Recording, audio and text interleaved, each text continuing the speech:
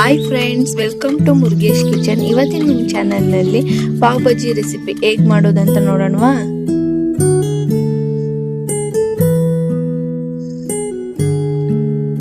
ತುಂಬ ಟೇಸ್ಟಿಯಾಗಿರುತ್ತೆ ಮತ್ತು ಎಮ್ಮಿಯಾಗಿರುತ್ತೆ. ಈಸಿಯಾಗಿ ಮನೆಯಲ್ಲೇ ಮಕ್ಳಿಗೆ ಮಾಡಿಕೊಡ್ಬೋದು.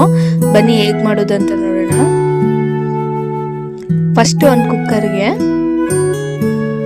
ಒಂದು ಕ್ಯಾರೆಟ್ನ ಮೀಡಿಯಂ ಸೈಜ್ ಕಟ್ ಮಾಡಿರೋದು ಹಾಕೊಳ್ಳೋಣ.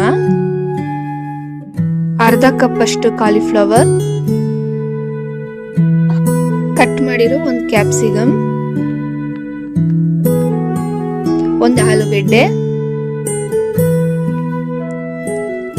1/4 ಕಪ್ ಅಷ್ಟು ಹಸಿ ಬಟಾಣಿ,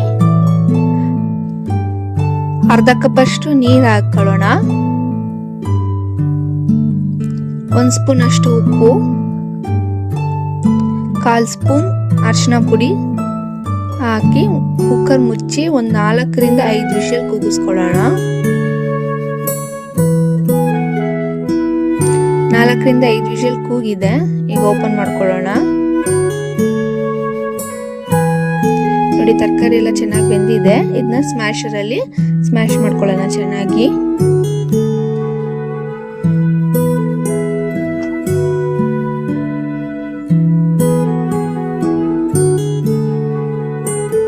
ನೋಡಿ, ಈ ತರ ಚೆನ್ನಾಗಿ ಸ್ಮ್ಯಾಶ್ ಮಾಡ್ಕೋಬೇಕು. ಈಗ ಇದನ್ನ ಸೈಡ್ಗೆ ಎತ್ತಿಟ್ಟು ಮಸಾಲೆ ರೆಡಿ ಮಾಡ್ಕೊಳ್ಳೋಣ.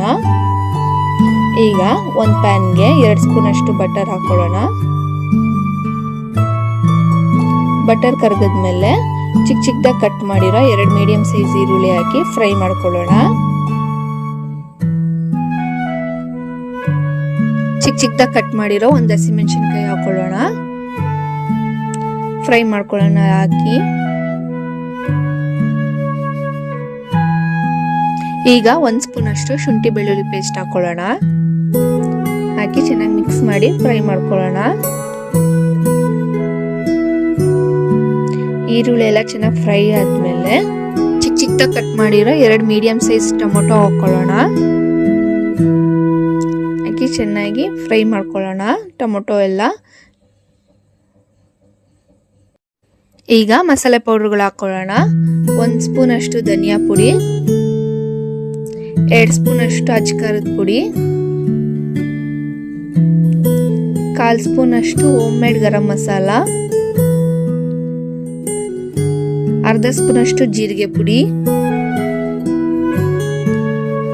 ಉಪ್ಪು 1 ಸ್ಪೂನ್ ಹಾಕೋತಾ ಇದ್ದೀನಿ. ರುಚಿಗೆ ತಕ್ಕಂತೆ ಹಾಕೋಬೇಕು. ಪಾವ್ ಬಜ್ಜಿ ಮಸಾಲ 2 ಸ್ಪೂನ್ ಹಾಕೋತಾ ಇದ್ದೀನಿ. ಕಾಶ್ಮೀರಿ ಚಿಲ್ಲಿ ಪೌಡ್ರು 1 ಸ್ಪೂನ್ ಹಾಕೋತಾ ಇದ್ದೀನಿ. ಎಲ್ಲ ಹಾಕಿ ಚೆನ್ನಾಗಿ ಮಿಕ್ಸ್ ಮಾಡ್ಕೊಳ್ಳೋಣ. ಟೊಮೊಟೊ ಪೌಡ್ರ್ ಎಲ್ಲ ಚೆನ್ನಾಗಿ ಮಿಕ್ಸ್ ಆಗಬೇಕು. ನೋಡಿ, ಈ ಥರ ಮಿಕ್ಸ್ ಆಗಲಿ. ಈಗ ನಾವು ಸ್ಮ್ಯಾಶ್ ಮಾಡಿ ಇಟ್ಟಿದ್ವಲ್ಲ ವೆಜಿಟೇಬಲ್ಲು, ಅದನ್ನ ಹಾಕಿ ಚೆನ್ನಾಗಿ ಮಿಕ್ಸ್ ಮಾಡ್ಕೊಳ್ಳೋಣ.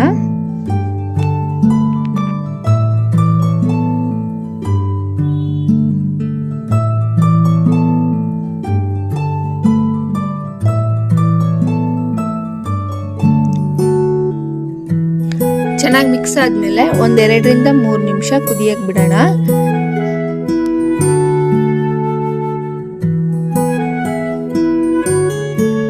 ಈಗ ಚೆನ್ನಾಗಿ ಕುದಿದೆ. ಈಗ ಒಂದ್ಸಲಿ ಸ್ಮ್ಯಾಶರ್ ಅಲ್ಲಿ ಸ್ಮ್ಯಾಶ್ ಮಾಡ್ಕೊಳ್ಳೋಣ. ಈಗ ರೆಡಿ ಆಗಿದೆ. ಲಾಸ್ಟ್ ಫೈನಲ್ ಟಚ್ಗೆ ಅರ್ಧ ನಿಂಬೆಹಣ್ಣ ರಸ ಹಾಕೋತಾ ಇದ್ದೀನಿ. ಚಿಕ್ಕದಾಗಿ ಕಟ್ ಮಾಡಿರೋ ಕೊತ್ತಂಬರಿ ಸೊಪ್ಪು 1/4 ಕಪ್ಪು,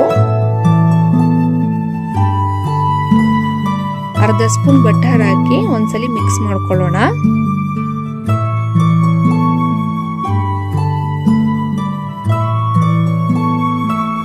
ಮಿಕ್ಸ್ ಮಾಡಿ ಸ್ಟವ್ ಆಫ್ ಮಾಡಿದ್ರೆ ನಾವು ಪಾವ್ ಮಸಾಲ ರೆಡಿ ಇದೆ.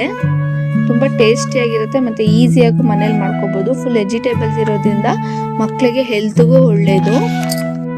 ಪಾವ್ ಬನ್ನ ಬಟರಲ್ಲಿ ಟೋಸ್ಟ್ ಮಾಡಿ ತೊಗೊಂಡ್ರೆ ನಮ್ಮ ಪಾವ್ ಬಜ್ಜಿ ಮಸಾಲ ರೆಡಿ ಇದೆ. ನಾವು ಸರ್ವ್ ಮಾಡಬೇಕಾದ್ರೆ ಈರುಳ್ಳಿ ನಿಂಬೆಹಣ್ಣೆಲ್ಲ ಹಾಕಿ ಸರ್ವ್ ಮಾಡಿದ್ರೆ ತುಂಬ ಟೇಸ್ಟಿಯಾಗಿರುತ್ತೆ. ನೋಡಿ, ಮಸಾಲೆ ಮೇಲೆ ನಿಂಬೆಹಣ್ಣು ಹಿಂಡ್ಕೊಂಡು ಈರುಳ್ಳಿ ಜೊತೆ ತಿಂದರೆ ಸೂಪರ್ ಆಗಿರುತ್ತೆ. ನೀವು ನಿಮ್ಮ ಮನೇಲಿ ಮಕ್ಳಿಗೆ ಮಾಡಿಕೊಡಿ, ತುಂಬ ಇಷ್ಟಪಟ್ಟು ತಿಂತಾರೆ. ವೆಜಿಟೇಬಲ್ಸ್ ಇರೋದ್ರಿಂದ ಹೆಲ್ತ್ಗೂ ತುಂಬ ಒಳ್ಳೆಯದು ಮಕ್ಕಳಿಗೆ. ಇದನ್ನ ಮಾತ್ರ ಒಂದ್ಸಲಿ ಮನೇಲಿ ಟ್ರೈ ಮಾಡಿ ನೋಡಿದ್ರೆ ನೀವು ಅಂಗಡಿಲಿ ತಗೊಳ್ಳೋದೇ ಇಲ್ಲ, ಅಷ್ಟೊಂದು ಟೇಸ್ಟ್ ಆಗಿರುತ್ತೆ. ನೀವು ಮನೇಲಿ ಟ್ರೈ ಮಾಡಿ ಹೇಗಿದೆ ಅಂತ ಕಮೆಂಟ್ ಮಾಡಿ. ನನ್ನ ವಿಡಿಯೋ ಇಷ್ಟ ಆದರೆ ಸಬ್ಸ್ಕ್ರೈಬ್ ಮಾಡಿ, ಲೈಕ್ ಮಾಡಿ, ನಿಮ್ಮ ಫ್ರೆಂಡ್ಸ್ಗೂ ಶೇರ್ ಮಾಡಿ. Thank you friends.